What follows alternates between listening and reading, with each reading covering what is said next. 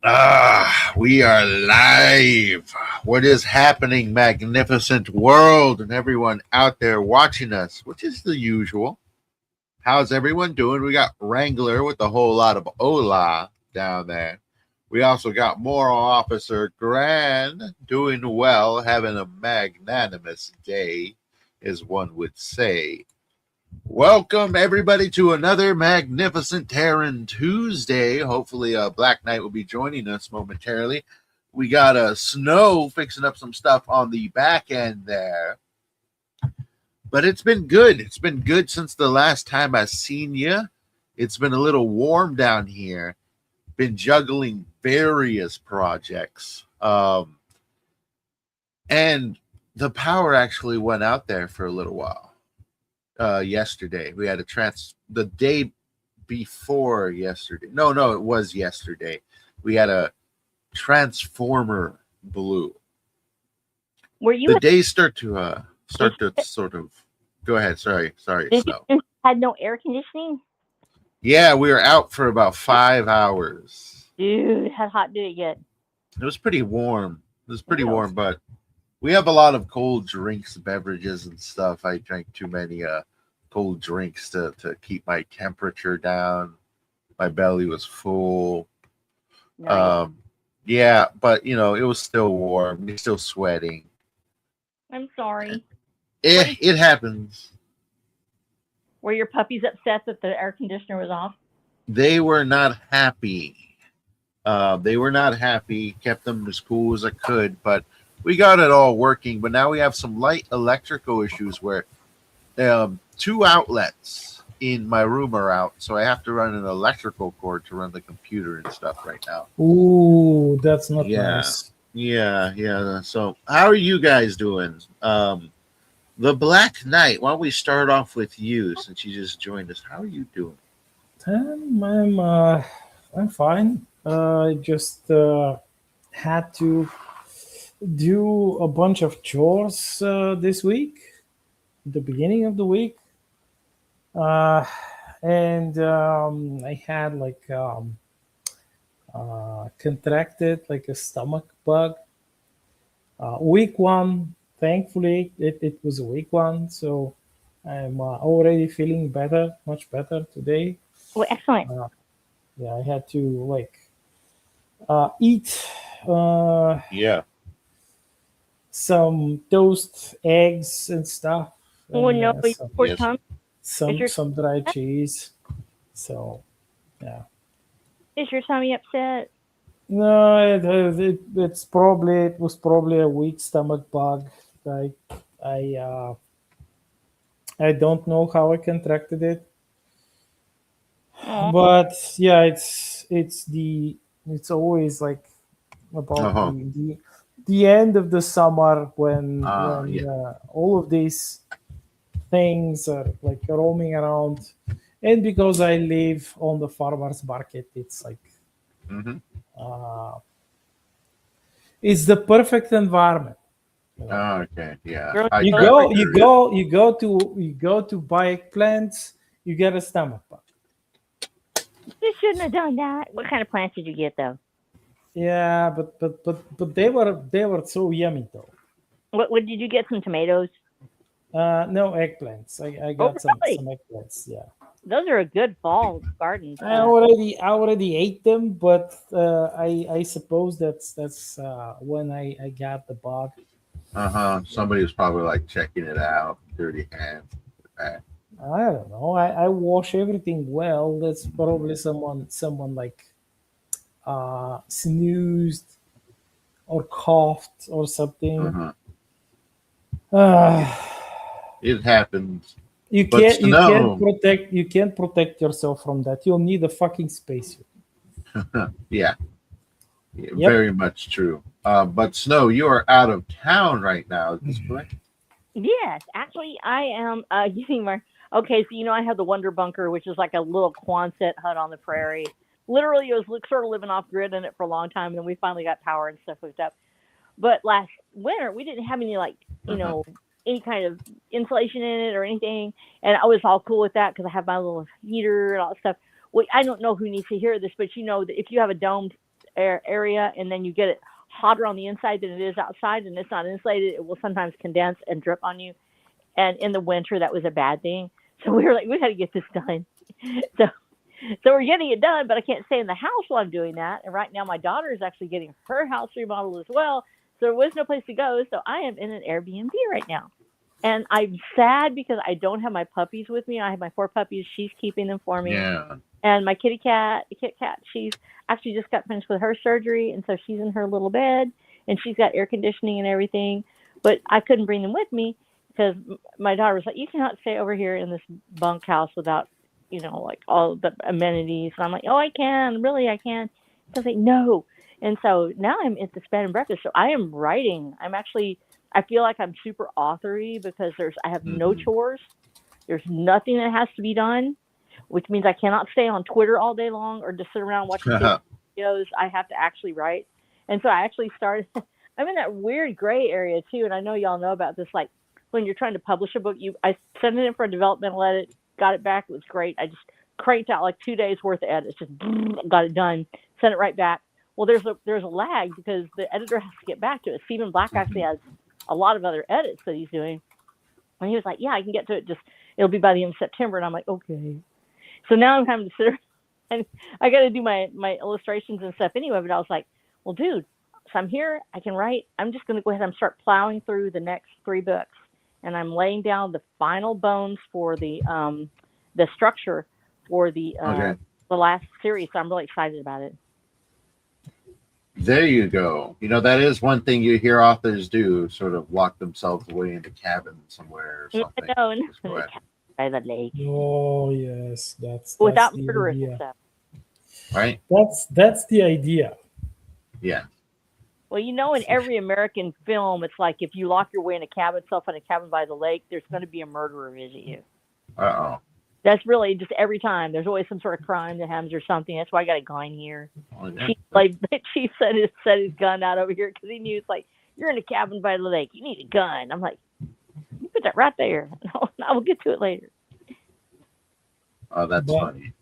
Yeah, the cabin by the lake, or cabin in the deep of a forest. Oh yeah. And there is always a murderer, or what was that other trope, like the hiker, the killer hiker? Oh yeah. Uh-huh. Yeah. Hitchhiker. Yeah. I'm yet to write something like that. I have no no idea how to start writing something like that. Yeah, that's quite the thriller right there. Or chiller, I believe, may be the appropriate term. The sub-terminology, if you want to get a little bloodier with your words. Yes, absolutely. And speaking of such things, has anybody read anything interesting lately? You mean a literary, or you mean like news? I would say literary. We need to dive more into the literary. No, is that literally? I'm so consumed by getting this done. I've actually been making a list though of things that I need to read, books that I need to get into, because me getting finished with my series means that there's other books that I need to read. But so many of my books on my list are actually indie authors. They're actually people that I know, or people that they've written a book, and I'm just like, I really want to give their works a try. And at the same time, there are things that I have not read. In fact, one of my moots had a list of things that he had never read, and they're like the 10 books everybody should read. And yes. And it was, yeah, you saw it. It was like, I have read 3 of them. I read the Odyssey, I read Don Quixote, and what was the other one that was on the list? There was another one that was, some ponderous book. But I was looking at the rest of them, and I was like, it's like the Brothers Kamarov and stuff. And I don't know why, but when I hear those names, like Dostoevsky, I'm like, is that really an action thriller? Am I going to be okay with this? It's an action/depression thriller. A depression thriller. There you go. Yeah. How does depression make you sad? So I'm not really as I want to read things like that. I love reading ancient literature, ancient text. I love reading ancient stuff. And so I'm actually probably going to go back and read some of the old Greek mythologies that I read back when I was a kid, and then get some more Homeric. I would like to read different translations of the Odyssey. Fagel's translation, I've heard, is beautiful, and I haven't read it yet, so I'm thinking about going back and reading that. And so I've got little snippets of it, but I have not yet read anything this week that I would actually call literary. Because every time I start to write, I have to sort of dump everything out of my mind. And when I read, I actually read like I play video games. I play it all the way through. I read a book from start to finish. Like I will sit down and that's all I do for 3 days. So I have to block out my time to actually do it. I hear you. Yeah, I can get that way a little bit. I've been digging into a little book called Alan Wake based off a video game. Oh, really? Oh, that's nice. If it's as extensive as the video game, it should be really nice. Unfortunately, not so much. I gotta say. Yes. Oh man, it kind of feels like one of those books that just says like, and then this happened, and then this happens. Oh no. Yeah, and I'm reading it like, they failed to capture a lot of the atmosphere. It's just completely left out, and that's a shame. Yeah, because books aren't easy to write, and to just kind of breeze through it. It just leaves a bad taste in your mouth. And I have loved some of the literature that's associated with gaming. Notoriously, Halo with Eric Nyland. Actually, when that series came out, I was a big fan of Halo. I played the first couple of series and loved it. Just absolutely adored that video game. And so I had a really great time reading that. And Eric Nyland actually captured a lot of that beautifully. He was he got the atmosphere right. He got the characters in the books. He got their feel right. He captured that essence. And I think that really spoiled me for a lot of other video games that have literature associated. The best literature associated with most video games actually is fan related. If it's not just gratuitous or all about shipping one character or a fantasy, they can actually write some great stuff, notably Mass Effect. Mass Effect evidently has some fantastic fan literature associated with it. I have not read those yet, but I've heard great things about it. And the other one All Our Tomorrows, which is evidently has a fanfic associated with it. I think it's more of a like Spore or something like that. It's about an evolutionary world that's very dystopic. And actually, my son wrote one called No Deal that turned out to be quite famous, actually. And I was like, wow, you're on YouTube with it. And it's one of these works. And so I was like, wow, there's so many great things that are associated with literature, with video games. And it is hit or miss, though, because if they just do it because, hey, the franchise was great, I want to put this out there, or, maybe they do have their heart in the right place, but if they don't capture it, you're right. If they don't have the mechanics down, and if they cannot capture the feeling of the game, it fails, because we've already read this. We've already created a story in our mind when we play the series or play the video game. So the author is competing with that. They can build off of it, but it has to be at the level of the game. And basically that is writing the game in the mind of the person who's reading. And that is a very difficult task. Very much so. And I've definitely read a few of the Halo books, because there was a lot. And those were top tier, good writing in the Halo series. They released a lot, and I'm sure they had various authors write different books. But I enjoyed what they produced. There was a compilation of, there was like an anthology that they did. It was different authors writing short stories. And I've forgotten what it was, but it actually had the encounter with the flood, where I think it was not right. Ooh, I think I read that. Did you read where they encounter the flood, and it's actually the world? And and actually turns this into canon at that point. That was the first mention of that, I think, where there becomes this, where it's just this wonderful world that everybody loves each other, and they're all joining together, and such a happy thing. And then you're like, it's the flood, though, y'all. It's the flood. And I'm actually looking for that one right now. Which one was it? And I'm trying to find it. I'll have to go through this to find out which one it was, because I loved that compilation. It's still in my library in there somewhere. Yeah. I vividly remember when you as a player encounter the flood for the first time in the games, Uh-huh. and the that story, I like I vaguely remember it because it was so long that I read it. Hmm. But the one important thing that I remembered was that it captured it captured the atmosphere perfectly. Yes. Uh-huh. Yes, it was haunting. It was like all the horror that you got in the game. Uh, Mhm. it's it's really good. Like James, if you haven't read it, find it and read it. Yeah, I know they got a lot of books. I think I read 4 books in the Oh yeah. Halo series. I think one of them that you mentioned, they had short stories. They must have produced multiple of that, because I did read one with like various short stories in it. I think it was called like Halo Heroes or Halo Legends, Mm-hmm. something like that. That was one of them. Another one that I read Halo Ghost on Onyx, and Oh yeah. Halo what was it? Halo Contact Harvest, which I thought was a pretty good book. I'm not sure who wrote those, but I enjoyed what I read. It really, like you said, it captured the vibe and the horror of the Halo universe Yeah, because extremely probably well. whoever wrote it was a fan. Yes.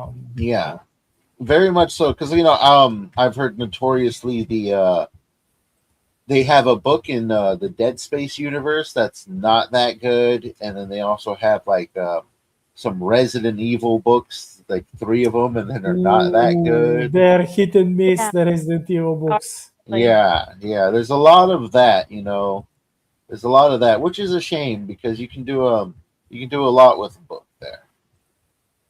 No, I think that also once another author has tried and there's some great authors out who have tried to do this thing where they pick up a series and write for it, and it just doesn't quite make it.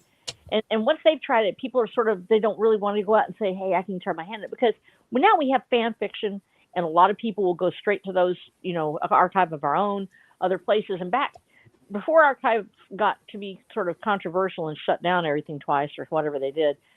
It was the go-to for a lot of people, for writers and stuff, to do these things, and since that happened, people are a little bit more tentative about writing their fanfic, and they don't want to jump in on the big series now. So when you have somebody like, back in the days, it was, heard me talk about this before, Star Trek, with James Blish coming in and writing, Spot Must Die, or it was a couple of those books, and I had them. They were one of my first books as a kid that I actually read that was based on another series, and I thought they were great. Now other people are like, oh, James Blish wasn't at his best. I was like, dude, that's how I learned of James Blish, was by reading his Star Trek series. And so I actually am probably a lot more forgiving of stuff like that, because if it captures the feeling I have with the series or with the, game or whatever it is, then I feel like it did its job. And so I don't ask for perfection in the writing. I ask for perfection in capturing the essence of whatever the show is or the game is. And yes, you're right. They have to be fans. They actually have to be a fan of that universe. They have to know what it feels like to love Master Chief, even though you haven't ever seen his face, or to understand that he barely talks, but you feel like you know him. You feel like you understand Master Chief. And Hmm. getting that part through in a story can be very challenging, because he's not a dude where you know everything about him. You don't know that much about him, but you're telling the world through his eyes. Yeah. And actually, I think that one where it was a compilation, I believe that was The Flood, Hello the Flood by Dietz, because it talks about, it has extra perspectives from Marines, Covenant forces, and others. I Hmm. think that was the one where it had the story about the flood and how amazing it was that they were together. Everybody was so excited. But yeah, those series I think really set the standard for it. And I know that in my own reading, I have a tendency, I don't want to look for familiar, that's not it, but I do go for a feeling, a vibe of that I can capture. That I look at Mm-hmm. do just judge books by their covers. I hate to say that.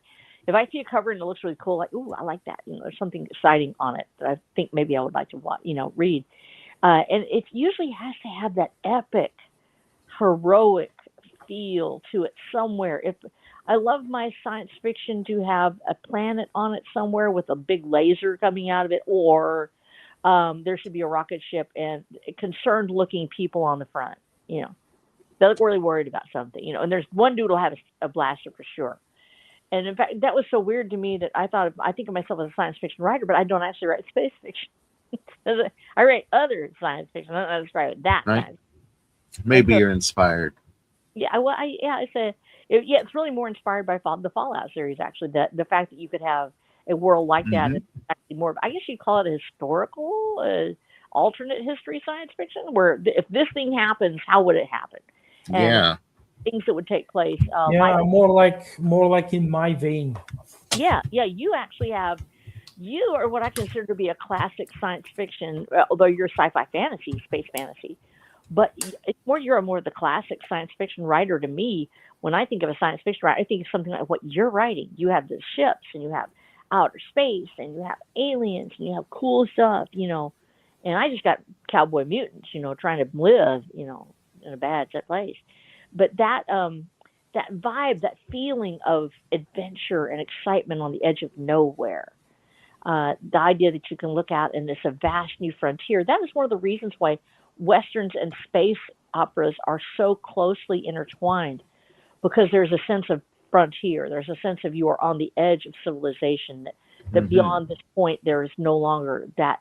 Well, that's That one of the best things. yeah, it is the fact that you can create anything out there, and the a world that's crowded with civilization has its own feeling too. There are a lot of them. Blade Runner, notoriously, and I have another friend, James Craig, who actually writes, and James, but he actually has a fantastic series about Bastion, which is about people on Earth living in a Blade Runner type society. That to me, that's like science fiction. It's the cities and the bustle, but that's also so far removed from the space fiction, which is so vast, and sometimes even though there's cities, there's still that emptiness there as you look out on the sky and you realize this isn't Earth. This is not what we're used to. And I look for Hmm. that vibe when I'm looking for science fiction to read, and which is so different than when I'm looking for fantasy. My fantasy vibe is totally different, and I'll let y'all talk first. But I look for things that hit that vein, and I'm not just a one genre reader, so I have to, find things in each genre that appeal to me somehow. So tell me what y'all like. I mean, when you're looking for something, which genre do you go to, and then what do you do to find what you're looking for? Yeah. So before we begin, we got some friends joining us. We have Hi, Lily Fields in the chat. Lily. Lily, I bet. Yes. And we also got a Skullgrin rejoining us after a while there. Welcome back, sir. Yay. He says, echoing what R.H. Snow said, that I genuinely think feels important. Westerns and space opera feel so uniquely intertwined with each other can they can do so much with those genres together. So Oh yeah. exploring West, yeah. And then he further says, if there is one thing that I don't think we give enough appreciation to is the space western. We don't expand enough in that subgenre, and we don't do enough with it. Space western. Well, that was Yeah. what Go started. Yes, ahead. yes. It's Start. Go ahead. if you read if you had like some reading time on your hands, and you got like the second novella of the Province of Terran series on my Substack, Hmm. you will see that this is it follows Yeah. mostly follows the Lone Ranger trope, Uh-huh. like this stalwart guy Yeah. who goes into the wilderness, and maybe this little town, like they tell him that, ooh, we saw this weird thing out in the bush or up there in the mesa, and it howls in the night, and it's not quite a wolf, like it growls, but it's not a bear, or it's something weird. And this guy's like, yeah, no problem, like I'll go there. I don't even need you to pay me. I'll just go out there and scout it, like explore it for the thrill of it. You know the type. And Flint, like Clint Eastwood has some, like many of his characters in the westerns are like this, or like wanderer types, Avengers, but this one, the one that I wrote, it's actually a space western, like it's the space western side of the Star Shattered universe. And I think I mentioned it a few times, Snow. I told you that you would like it if you read it, because it's so much like, yes, of course he doesn't draw six shooters. Yes, he draws laser pistols, like a quote unquote the blaster stuff, but he's very much this. He's just in space, and he's probably he's not actually exploring the mesa, or like the abandoned mine, or the ancient Anasazi ruins, where they like the Indians say that there are the ghosts, like evil ghosts, or like this forsaken forest with the Wendigo. No, he is actually exploring an ancient warship, like who knows how many thousands of years old. And the thing was that, like, the best, like, writing it was actually like extremely fun, but what made it better was the fact that people voted for the actions of the character. Yeah. So I don't know if Star Wars is considered a space western. It was. It was. Yes, built- and let's say some Star Trek is considered also space western, like the DS9, Deep Space Nine. Deep Space Nine is considered the space western of Star Trek. Then the Province of Terran 2, and this awesome spacer character. He is the space western side. Like all spacers in Star Shattered are the space western side of Star Shattered. Oh yeah, I would think so. Nice. Yeah. So there's a good recommendation for you guys. You can pick that up on Amazon, correct? Yeah, you can read it on my Substack. Oh yeah.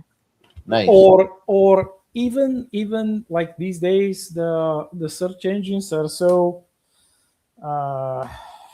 not censoring, or maybe it's like because of the AI. But if you type the Province of Terran 2, you will actually get like links to my Substack. That's really cool. I was surprised. I was like, wait, what? Yeah, actually, wait. Boost out there. Even if the algos don't pick you up on Amazon or on Substack, it'll pick you up on other places because it's reading the metadata from outside. It doesn't have that internal throttling or whatever it is that goes with it. So their algos are actually picking you up now. Congratulations. Yes. Nice. Snow, you asked a question before regarding genre.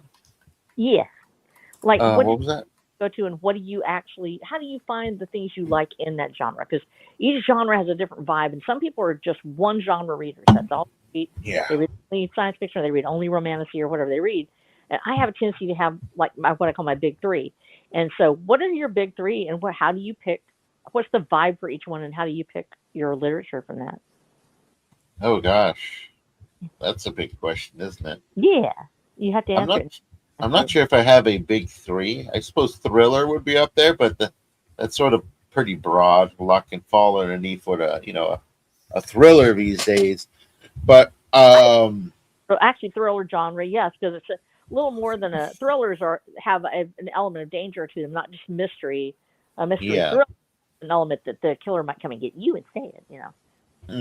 yeah. So I'd say thriller. Um, I'd say it's probably just two because I'm pretty broad in taste. Uh huh. I could be pretty entertained by anything as long as it's captivating enough. But I think there's only two. I'd say thriller and uh, how would I say it? Because it's not really a general genre. I speak about it from time to time, but it's I guess what you call safari books, written Oh yeah, by people who go out on Ah, safari and stuff. sure. But that would be yes. classified as Yeah, a men's adventure is what they used to be called. They would usually be put in the pulp magazines, and yeah, in front of there. They're kind of very Victorian feeling too. There's a very Victorian vibe to them. yes. I got a few old ones of those as well because as some of you may know, I collect books, particularly older books. So I have a few older ones of those. I got one written by an elephant hunter, in fact, called "The Wanderings of an Elephant Hunter," and I think that one's well over 100 years old. I think it was written in like 1921 or 23, roughly around there. So quite old literature, but that's sort of what I gravitate towards. I just find it interesting because there's a lot of actual history in those. Thrillers, I just like a good thrill. I like being captivated. I like that feeling you get when you're done reading a page and you want to read the next one. A good page turner is what they call them. I enjoy those very much, but the safari ones, I just like them because you feel like you're going on an adventure with them. You're going down an adventure. They're written a little bit dry, so they're a bit biographical in form, but they always seem to carry Ah, their own thrills with it, just because of the events that are happening. And of course, like they're historical as well, so they have this added layer of realism that grips you when some interesting things happen, and there's a lot of interesting things that happen in these books. when you say safari adventure, I read like I cannot remember. I cannot actually remember the name. It was an old Russian book, and it was like they have these like novellas which are often uh, they often describe like some vague country in Africa or in Asia, and it's purposely vague for Hmm. the sake of plot. And Yeah, it was some guy who went there, and he was a doctor, but the village he was staying, it was like actually for a safari. And so the book was written by a Russian author. I forgot the name. I cannot remember right now, but it's written from an Englishman, like a Victorian Englishman perspective, who this doctor who goes to that village, and the village is attacked by a lion who is like a man-eater. Oh, really? And he has to do something about it because the hunters, like you had like this duo of hunters who were like brash, like very macho. It's like, yeah, we're gonna get him. It's so easy. We're gonna get him, and the lion attacks them and kills them. Like in the very first night, they try to ambush the lion, but the lion ambushes them and kills them. Oh yeah. And drags one of them to the bush to eat him. And they listen, like in the night, they listen how the lion feeds. And the rest of the like these two wannabe hunters, they had like a party of underlings, and all of them like shit their pants and they run away. And on the morning, the doctor is alone. He's like, I'm fucked. I'm totally fucked. It's like the people who actually could have shot the lion are dead. The rest have run away, and I'm alone. I cannot I can like he knows how to shoot, but he never did it. Like hunting a lion, it's not easy. This is insane, and this is a man-eater. It was fun, like just you said, as you said, James. It's like it was a page turner, but I read it as a kid, and I read it in Russian, and I forgot. I'm sorry. Oh, that sounds cool. Yeah, there are a lot of those. There are a lot of the like man-eater stories and books out there, particularly from India as well. A lot of them came out of there. Ooh, tigers. Yeah, big old tigers. Yeah. You're gonna say something, Snow? Yeah, no. So here's what always got me about that kind of story. So they're hearing the lion eating the man out in the woods, right? Literally, you can hear where he is. You can just go up and plug that little dude. You can just shoot him right there because now you know where he is. The main thing that makes man-eaters so scary, especially tigers and lions too, you can't hear them. You don't know where they are. They're hiding in the woods and you don't see them. That's the one time you can hear where it is. The dude's getting munched. You can hear the dude yelling, "Go over there and shoot that lion right there." Yes, but the terror, the fear. I don't care about and it's also at night, and most of these happen around the 1800s, so visibility was scarce, and a lion eating is not necessarily what they call a vulnerable animal. Let's put it that way. The reason they're not vulnerable right then, actually, they usually have hyenas hanging. That's the first thing. But you have hyenas hanging, but you have to say, what is your tactical advantage? Tactical advantage, you actually know where that animal is. So you say, how can you do this? Well, first of all, you know that animals hunt through sense of smell. So you're going to have to change the way you smell. You're going to have to smell like something dead. Go find something dead. Wrap yourself in it. You're going to smell like a dead animal. They're not going to be able to find you now. They don't think of you as being living if you do that. That actually is a real thing you can do. And then you get up in a tree somewhere. Then you go ahead and just listen. Just listen for a noise. Then just blindly shoot at something. That guy's already dead anyway. You're not going to be able to help. So you go ahead and shoot. Just shoot. Just get that animal. Now you've won. You good job, y'all. Get up in a tree. Shoot that dang thing. I'm sorry. Okay, so we have. It's interesting because in these pieces of literature, they do that. That is something that often occurs. And then... and they die. No, they don't hit anything, and then the lion goes quiet, and then because he grabs his meal and he just leaves. Or drags it away, yeah. Yeah, because you got to remember, like this, often when you go lion hunting, you don't do it during the day. Usually, you put out some kind of. First of all, it's interesting when you say they tried to ambush it, which is interesting because that probably meant that they were on the ground somewhere, when usually you want to elevate yourself.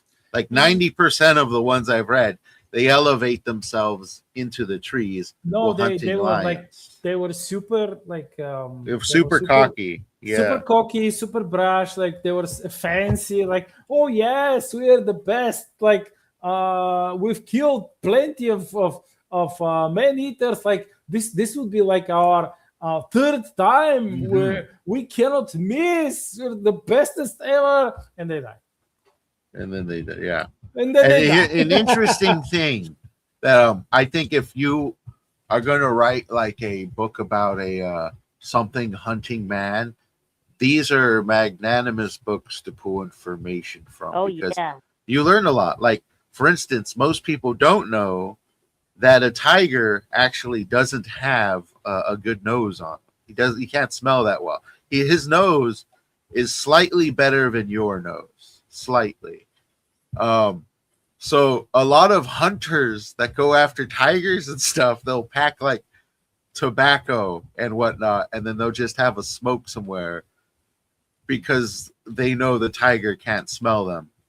And then you kind of like learn about how this animal attacks people. Like, say, if there's a big group, the tiger will, because it's a stalking predator, an ambush predator, it will always attack you from the back.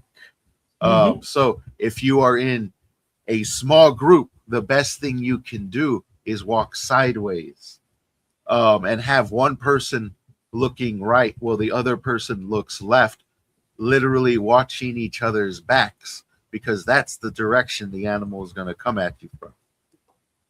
So you get small things like this, and then you find out that there's also types of like ox that are particularly trained to be around tigers. So what they do is they fluff them up with I guess what you'd call something similar to armor, and then they lead them out there to be like live bait for the tigers. Yes, And yes. unlike other ox who would get scared around them and run off through the dark, these ones are trained to be calm and stay still. Yes, And because there's they this, have armor. yeah, and then they're just taught to be around tigers. You know, they're taught the scent of tigers, so they're not afraid of them. So that you learn about all these different things, and then you go into different creatures like elephants, which I would say is probably one of the most ferocious type Oh when they yeah. go on killing sprees because they destroy buildings, they destroy villages, they purposely hunt people, and then Yeah. they gore them. Like if you read stories about elephants going on the killing sprees, uh, there's a lot of gore involved because they smash a bone and cartilage or it's a They pulp. destroy everything. They Yes. destroy a lot. They destroy a lot. One of my favorite hunting stories is about that. And Hmm. one thing you don't kind of perceive while thinking of a giant creature like that is how silent they can actually And be. how They say fast they're are they? silent. They can hide in the trees more than you think they can, even though they're huge, and they can sneak up on you. And there was a story, and then also they're really hard to kill. Like you want to shoot them with one bullet to kill them, even if it's like a really big round, like a boar round. You could only hit them in a handful of places, and there was this essentially just killer elephant on the loose. And while he was out there was this prominent hunter that joined the hunt, and he was just sitting there on a rock. They said, and the elephant snuck up on him, and they knew that from their position they can't get a good shot. If they were to shoot the elephant, they'd probably just piss him off more. But the guy knew this was an animal, and he knew the intricacies of an elephant, and knew how curious they were. So he, while just relaxing on a rock, takes off his hat and throws it on the ground some feet in front of him. And the elephant stops and looks down because of their natural curiosity. And it presents its cranium directly to the hunter, who, while just chilling, sitting down, takes aim and one round, boom, the elephant slumps over dead, just like that. Oh wow. And I believe that elephant was on a killing spree for about, I think it was between 5 days to 2 weeks. and killed about 12 people. Yo. Oh Yeah, wow. but that's nothing compared to tigers. Like most people don't realize Tigers are insane. the most amount of people killed by a single tiger is, I believe, 436, Mm-hmm. Yeah. something like that, by a single Yeah. tiger, like just one cat. In the hundreds, because if they get a taste for man, they could really, they got to eat daily. We taste So like yeah, it tastes like something to them. Nom really nom nom nom nom. So I always tell people, you want to write about cryptid creatures and stuff, read these books. You learn so much about actual predatory monsters that exist in our world. Yeah. Well, when I wrote about the yarn, which are like perverted predators who eat sentients, they cannot like it's not just in their culture; it's in their DNA. They cannot just consume like Mhm. regular food. So they have to eat sentient beings. They have to. If they and they have to eat them alive. If they eat and if they eat dead people, aliens, whatever, they go mad. They go completely mad. And it is a mixture of what I read about different stories about like island cannibals, like in the different island chains in the world, especially these like distant, super distant islands, tiny islands, where they would go on a kidnapping spree, like the different tribal warriors, and they would kidnap people from each other's tribes, and they would go to specific islands, and they would uh, engage in rituals, and then they would eat their captives. So I can't say that it's like Mhm. it's based on safari or like hunting stories, but mm, it has like some element of it because Mhm. they revel in the hunt for that, like hunting sentient beings for them is well, because it's not just sustenance. They've elevated it to a ritual on itself. And there was among you who actually read uh, Yeah. any of the stories with the yarn. They will probably find similarities with Mhm. certain stories. Gotcha. Yeah. Yeah, there's a lot of interesting stuff there, but after that little tangent of ours, how about you, Black Knight? What are some of your favorite genres? And what attracts you to it? uh, well, um, maybe pirates, not maybe pirates, Pirates. adventure stuff, like maybe dungeon delving style adventures. Um, that was my favorite as a kid. It's not that we only had access to certain things, because we did have limited access to certain things, but when we had choice, this is what I chose. And Yeah. you have a variation in all of these. Like, for example, you have these tombs exploring stories where they have heavy supernatural side to them.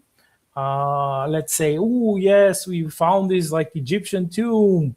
and we're gonna rob it. And we rob it. We open the sarcophagus, and then you have the curse. And as a child, I was like, ooh, like curses do not exist, because like I asked.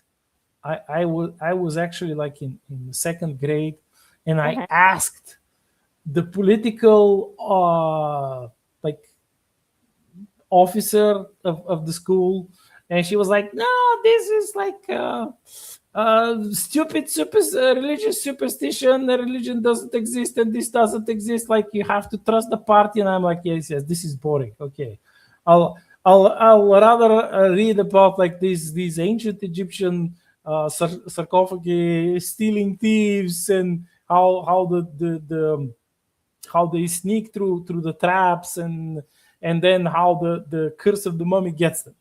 So, and then you have the pirates. So the pirates, of course, like this stuff.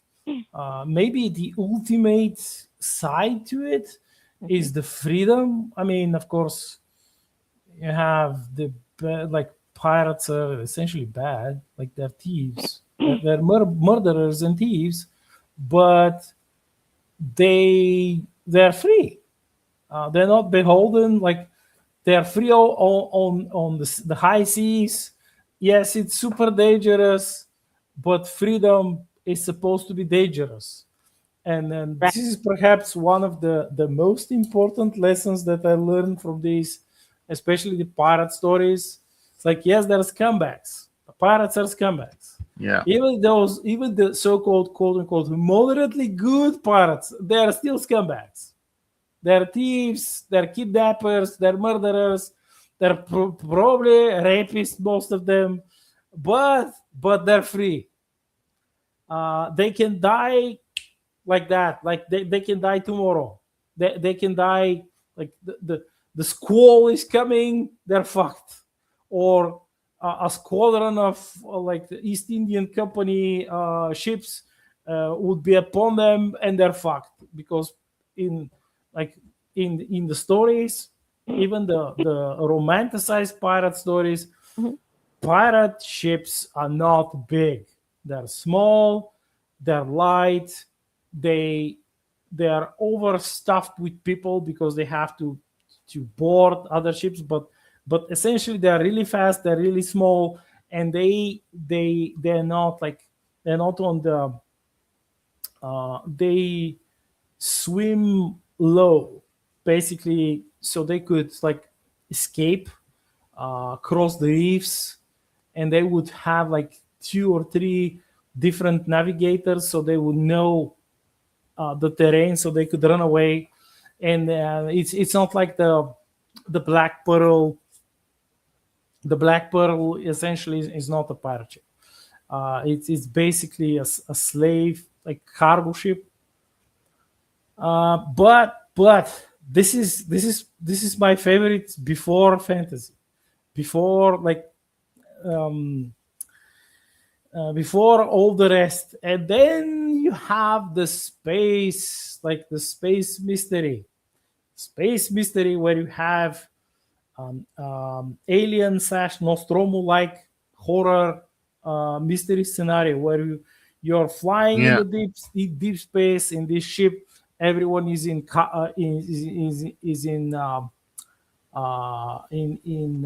these stasis pods.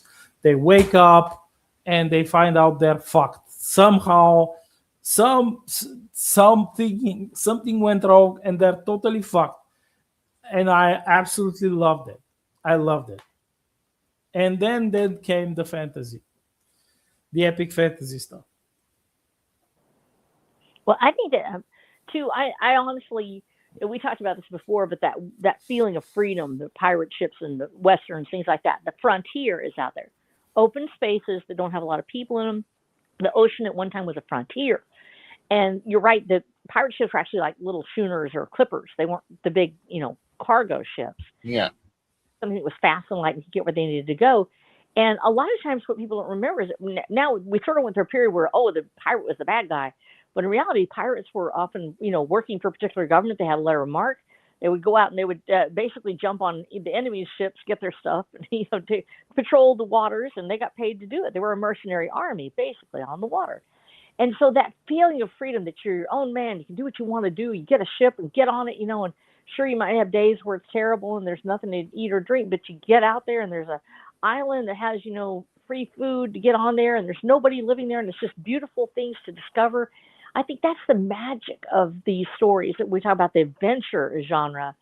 And of course, adventure, we're sort of different right now because right now we've moved into, in our culture, the stage of the superhero marketed franchises that are specifically created for a particular, hero or a particular set of heroes that are created by corporations. But the adventure genre is the one that came first. It is the one that really blossomed in the 1800s with, Shipwrecked and Kidnapped and Mutiny on the Bounty and these stories. That idea of freedom really is part of that magic. Very rarely do you have an adventure story that takes place under a rigid superstructure. And in fact, with Heinlein, when we're talking about that, we think notoriously of Starship Troopers. And with Starship Troopers, they are going from a rigid society into the danger of the battle, and that's where the scene opens up, and now it's adventure, but it's still sci-fi. Well, with our adventure stories that were rooted in reality, the pirate world or cowboys or things that were taking place in, early on, safaris, things like that, it's moving from safety into danger that really captures it.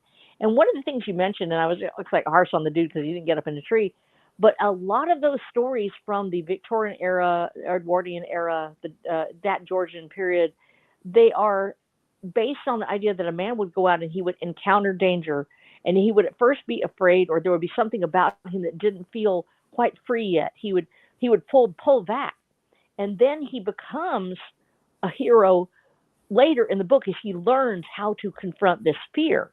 And part of that was the taming of the Victorian world, as especially back east and with England and other things. As the world was becoming civilized, they were losing this ability to get on a ship and go have an adventure. Civilization had followed them everywhere.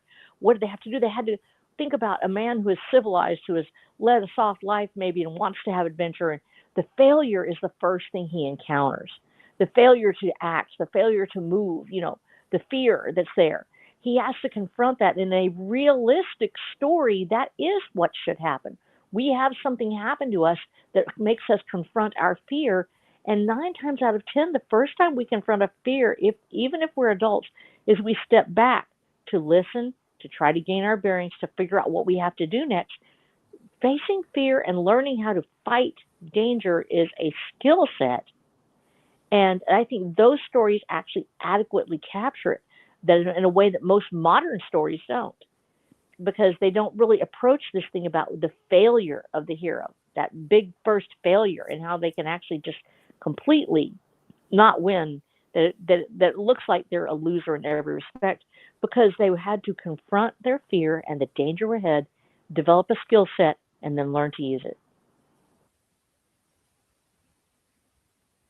Very much so. Very much so. Oh, and look who we got joining us. We got Maji in the house. Ooh, hello.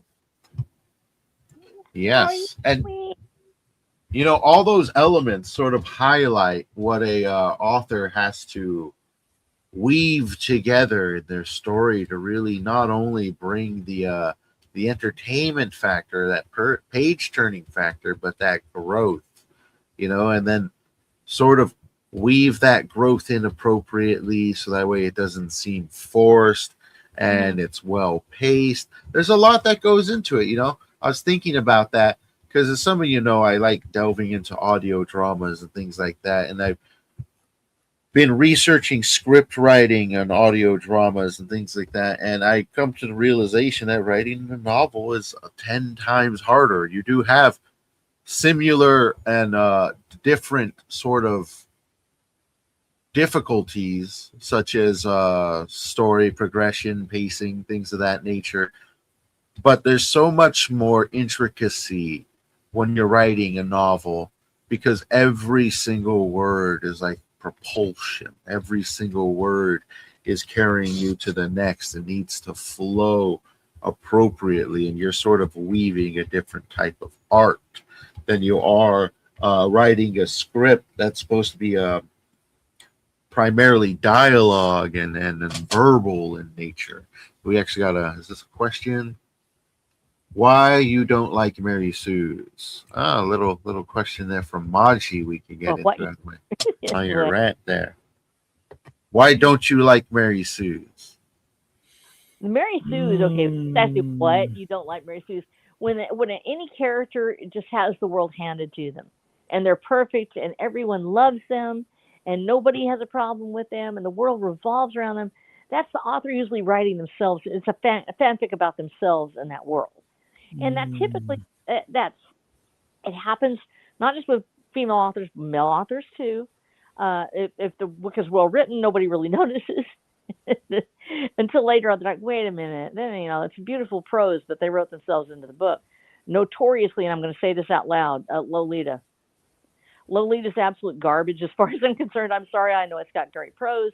Having lived with the side effects of men reading a book about preying on a stepdaughter who is a child, they and no matter how beautiful the prose is, it was actually the author inserting themselves into the story and writing a story about getting away with all these things with a person they shouldn't be with.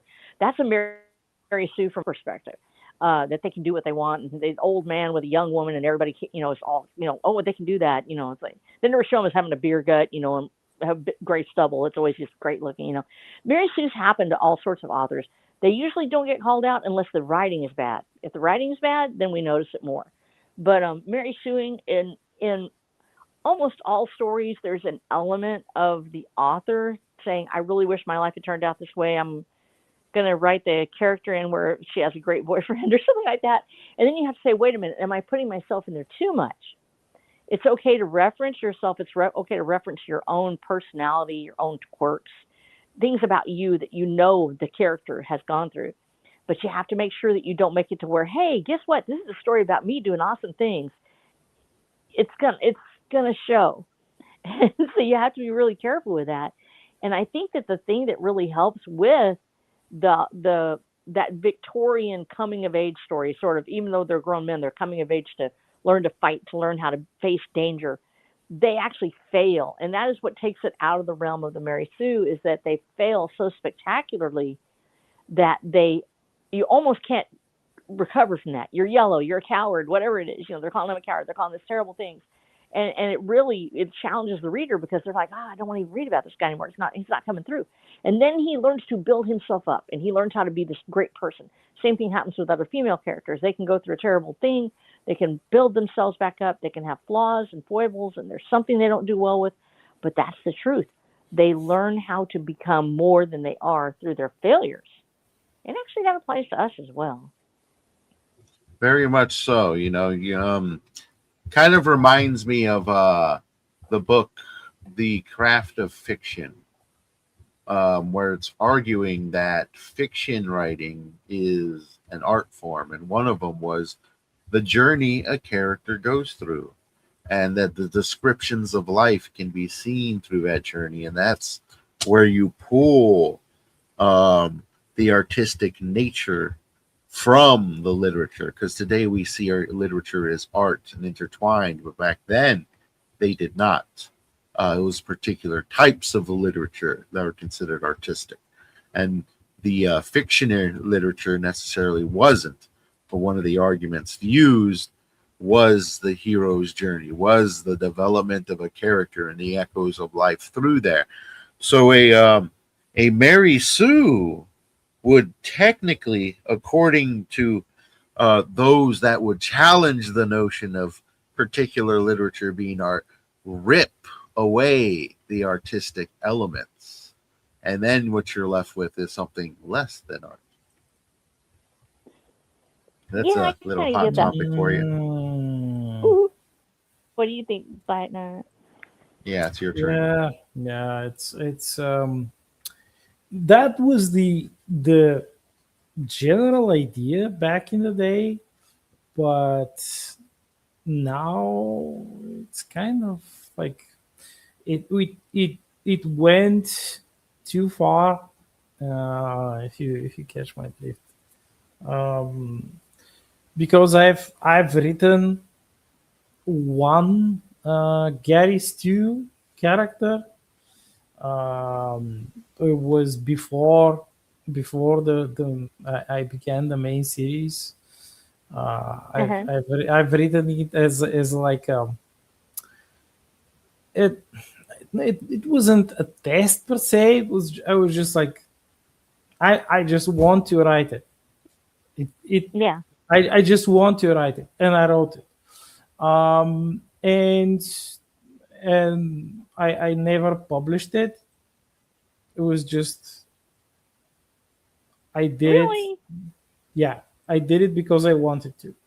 So No, it's not to write a story. We just want to write it, for us. yeah, Actually, that too. I write stories. I draw pictures for myself a lot. Just draw stuff. It doesn't ever get published or anything. so this is like the probably these days. This is what a lot of indies and other authors, like mainstream authors, are doing with the Mary Sues and the Gary Stews. They're just writing them for fun or as an experiment or just Yeah. to feel a certain avenue of character of character growth, of character development, or like this specific set of tropes. But you always have these like specific group of people who are doing it because they want to they are going on the like the crazy end of things. And oh yes, you wrote about this like um this cool character who fails and grows, and it's like no, this is not how you're supposed to write a character. And you probably bump into some of them Mm-hmm. already, probably. uh, I know Yeah. I did. Yeah, and they were like, "No, you can't. You when you write, you only have to show. You can't tell anything. You just have to like, Uh-huh. uh, or you can't use this word. This word is verboten. Or oh no, these tropes are outdated. You definitely shouldn't use them." Forget. Okay. And Thing and is a when you trope. when you read the stuff that these specific people write, it's always something marries you or gets you adjacent. And I think part of that actually is almost gone beyond the point of saying, oh, it's a being woke or anything else like that. We literally have a generation of writers. We talked about this before, who have done nothing but write, and they are living in a society right now that is very narcissistic, that encourages narcissism, encourages self-inserts into everything, to a point where they can't play a game unless they can custom their character to look just exactly like them in their mind or how they want. And so everything becomes a self-insert, and they really, honestly, I think some of them don't even realize they're doing it. They actually genuinely believe that everything is supposed to reflect them, and it's supposed to be, if I can't see myself in it, I don't want to read it. Now, I've heard that several times. And I know that there are certain genres where it's really important, especially if you have certain readerships, and I'm not going to say, but in romance, the people reading romance, whether they're male or female, they want to be able to see themselves in the character they're writing. And actually, they'll shop for a book that sort of has a person like them, because they want to see themselves in that romance. And I can kind of understand that, because I was just writing about this, that on D&D they're talking about having the party go through a romance, and one of the characters has to do all this stuff and get married. I told them it's like being on a date with another person, another couple that's in love. You're having to drive the car while they're making out in the back seat. If it's not you, you really don't want to be there. And so for romance, especially, they want to see themselves in the character. So you have to sort of say, okay, do I make this character unique, or do I make this to where somebody could just make a self-insert? And that's where it started coming in, this thing about don't write in any details about the character, don't say who it really is. it's sort of like a role playing game, but it's in the eyes of the player. Instead of the eyes of the reader. But so with that kind of world that we're living in, where everything has to be a self insert, everything has to reflect the reader, then you see it scooting into these other genres, and where it works in romance, it doesn't necessarily work in adventure and other things. You can't have a character in a hard-hitting, hard-boiled private detective story that reflects everyone that might possibly read it. And the same thing with yes, you're correct. Yes, you have to write a character that's actually unique. And that's the thing. A safari character, sure, men might imagine themselves, or even ladies shooting the gun, getting up in the tree or whatever. But you're going to be reading about that character that did it. You're reading about somebody else, and you can put yourself in their shoes, but you're not really concerned about making it look just like you, and it has to reflect your entire experience or belief. If you did that, this character would be boring and terrible. We have to have some sort of, we have to be able to break free of our own self to write the characters that we write. And I'm really blessed that I have a lot of characters in my books, so I can do it fairly easily. Because if they were all like me, they'd all be, 4'11" and chubby, And I only got one, one character like that, And I was shocked because, okay, so my hometown people don't really, they know I write. And actually, there are several of them that are in my circle now that have read the books, which is really crazy to me because I don't. I have to be careful because I'm the preacher's wife. I don't write something spicy and then they're like, "Oh, I read what you said," But so it's one of my church ladies, and she started reading. She's read the whole series. She's going burning through it. She was like, "I know Rose is you." I'm like, "No, I'm taller than Rose. I'm taller than Rose, and she's much nicer than me." And she's like, "No, I can see it." So even when we try our best to not be a character, it's still part of us is going to, somewhere in that book, you are going to find yourself and your readers are going to find you. So make sure it's good, because otherwise they're going to it's going to be Mary Sue. But if you do it the right way, then they see your flaws. They see all the things that make you a human. And then it's not a Mary Sue anymore. It's more about lived experience. Awesome. All right. So we're approaching the half-hour mark, so why don't we go ahead and share some final thoughts and where people can find you? Why don't we start with you, Black Knight? Well, what can I say? It's you gotta find this specific mix of adventure, mystery, horror, especially horror, and joy and hope that you're craving, you yourself you're craving, and your audience will eventually find you. That's this is not the sad corporate writing, which you have to do it on demand, and it kind of bleaches your soul and still steals your very dreams away. And it's like, yes, you will have to eventually you'll have to write something like that, but hopefully not that, like, you're not going to go on the deep, like too deep into it.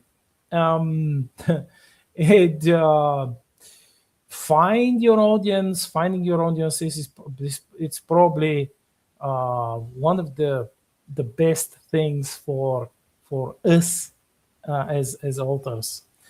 Well, if you want to read my stuff, which is a specific blend of the aforementioned things, you can go to Amazon and look for my Star Shatter series books, or go to my Substack, which is substack.blackknight.com, where you can find a lot of poems too, long and short format poems. So knock yourself out.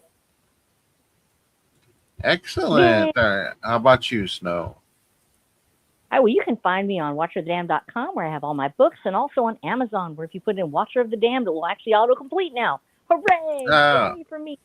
Finally. Perfect. And you can on Substack, and I'm switching over since Substack sort of did a little bit of a different thing with their formatting, and because they're sort of training AI off of it, I'm going to be switching over to more poetry, actually. And I'm switched because I plan on actually publishing my poetry after I finish my series, and I have extensive. I probably have a couple of hundred poems or more. I've been writing all my life, and the ones that I have saved. There's all the other ones I wrote online that I didn't save, and I need to go find them. And so I'm going to be putting them on Substack and also being publishing them. So you're going to see a lot more of my poetry on Substack as I move it into the poetry dimension, sort of, and prepare to go ahead and publish that book of poems. And I'll be, of course, finishing out series. I've got 3 more books left. I've already got the 9th one published. It's edited, ready to go. Just have to get that final copy edited in, and then get the cover on it, and we're good to go. And the last 3 books I am burning through right now with already 90,000 words into book 10. So books 11 and 12. And just pray for me on that, because I really am dead serious about getting it done this year. So we're going to see several books in succession quickly. So you've been reading the series. The finale is coming on the way. Yay. Super awesome, everybody. Yeah, got a lot of good literature out there, folks. You got to start reading. But with that said, we are out of here, everybody. Thank you for joining us. Hope you have a good rest of your day, folks. But we ain't sticking around.